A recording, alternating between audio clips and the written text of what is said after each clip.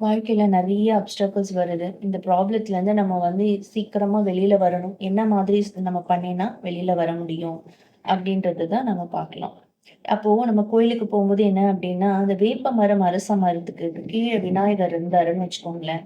அங்க போங்க. அங்க போய் நின்னு உங்களால முடிஞ்ச ஸ்லோகன் அதாவது என்னன்னா, ஓம் கஜானனம் பூதகணாதிபதி சேவிதம் பவித்த சங்கு ஃபலசார பக்ஷிதம் உமாசுதம் சோக விநாசன காரணம் நமாமி விக்னேஸ்வர பாத பங்கஜம் அப்படின்னு இந்த ஸ்லோகன சொல்லலாம். அப்படி இல்லைன்னா, ஓம் கம் கணபதையே நமகன்னு சொல்லலாம். ஓம் விக்னேஸ்வராய நமஹ அப்படின்னு சொல்லலாம்.